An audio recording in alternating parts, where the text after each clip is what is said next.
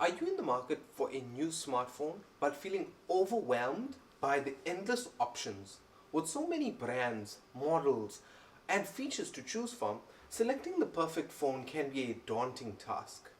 In this video, we'll take you through the essential factors to consider when selecting your next smartphone, helping you make that informed decision that will leave you with a phone that you love.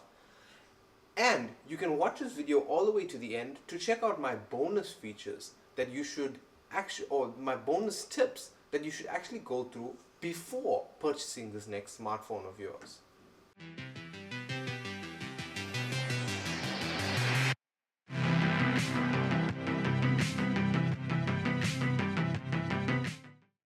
Let's cut this long story short.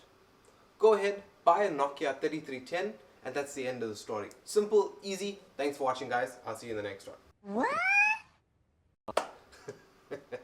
Alright, I'm kidding. So there's 4 easy steps that we're going to look at. The first of which is your budget. And why I think you should consider your budget first is because the budget is the actual deciding factor. Don't go ahead and get your heart set out on a phone and then when it comes time to purchase it, you say, hey, you know what? It's out of my budget. I don't think I can afford a 20,000 rand phone, or I don't think I can afford 800 rand a month.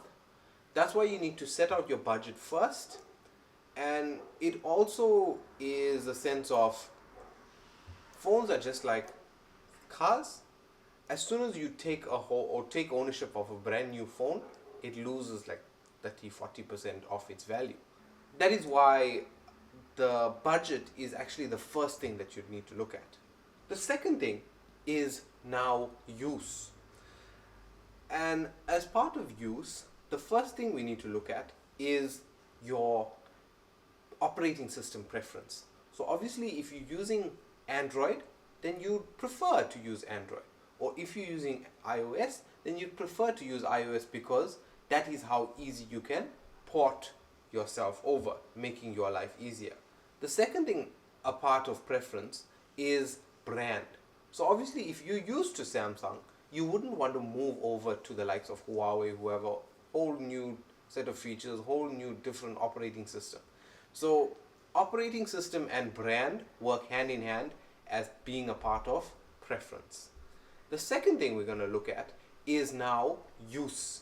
And a part of use is how much are you using? How much do you use your phone? Implying how much battery life would you require. If you're using your phone just to make calls, just to receive WhatsApps, then that's okay. Then you know you don't need a 5000 milliamp hour phone. It would be nice for you to have it if you have it in your budget, but if not, it's somewhere that you can cut out on. As well as a second thing that's a part of how much is how much storage do you require? Are you going to be installing 100 different apps? Are you going to store 10 years worth of photos on your phone? That too. So remember, how much battery, how much storage. The third thing that's a part of use is now your camera. If you are a Gen Z that wants to be taking selfies and what have you, then you obviously need a good camera. But if you are just buying a phone for you to make and receive calls, then you know the camera isn't a high priority. If your budget can afford a decent camera, then you would include it there. If not, then you know it's something that you can drop. So the final point we're going to talk about now is task usage. And task usage is in relation to your processor and the RAM. So how much of tasks are you going to ask the phone to do for you? Is it just going to be, again, making calls, sending WhatsApps? Or is it going to be you going to be a Gen Z with CapCut, TikTok, editors and everything that you need a more powerful processor to edit and export your videos? Or is it just something simple that you want to make and receive calls? The final thing we're going to touch on is design. In the most recent years, design has become a big thing, apart from budget and processors, because now it's no longer do you need a flip phone or do you need a normal phone. It's now, do you need a normal smartphone? Do you need a fold? Do you need a flip? What do you need? So it ties in a little with preference, but also what sort of design. Do you want a big screen, or are you happy with just a normal size screen that fits in your pocket?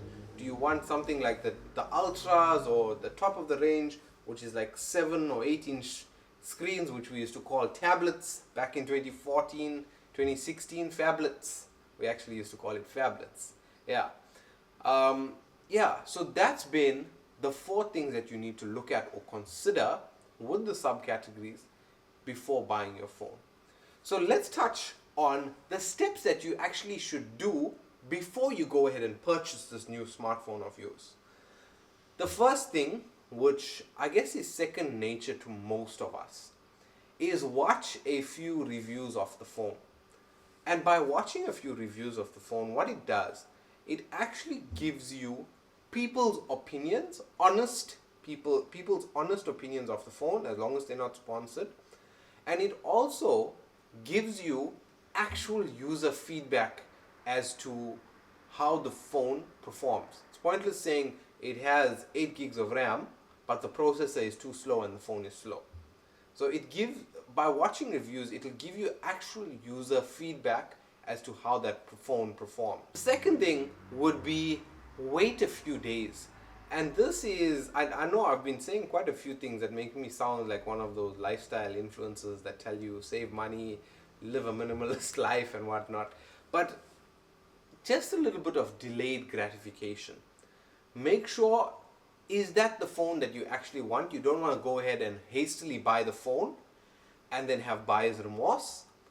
So just wait a few days, and if you actually have the ability, try and get some hands-on experience with the phone before you buy it. So go into the store, like your contract stores, MTN, Cell-C, Vodacom, whatever. Go in there, see if they have a demo model that you could pick up, feel how it feels in your hand. Obviously you can't put it in your pocket and see how it feels in your pocket, but just see how it feels, see how it performs, take out a picture, see if you like the camera, that sort of thing. And the final thing would be time your purchase. Timing your purchase is a very crucial thing, because the brands come out with the phones on a regular schedule. We know, you know what, the S23s and the S24s come out around February, March. So we can expect it. And if your contract is up for renewal in January, you can't be a silly person and go ahead and take the S22 or S23 at the high price of 800 Rand or whatever, and then 2 weeks later when the S24 comes out, the S23 is going for 600 Rand. So you need to time your purchase. If you're not sure about it, Google it, because there's a lot of people out there that will tell you, you know what, the S23 is coming at this date. So you can time and wait it so that you're not paying a high price for your smartphone. So yeah, that's been my 4 tips for things you need to consider when purchasing a smartphone, as well as some of my other things that you need to think about before actually going and buying the phone. Guys, that more or less brings us to the end. Yeah, if you guys enjoyed this video, you can let me know by giving a like rating if you did.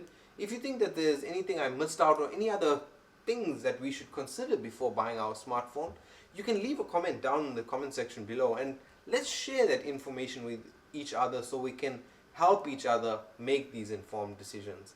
But yeah guys, thank you very much for watching. My name is Prashant, and I'll see you in the next video.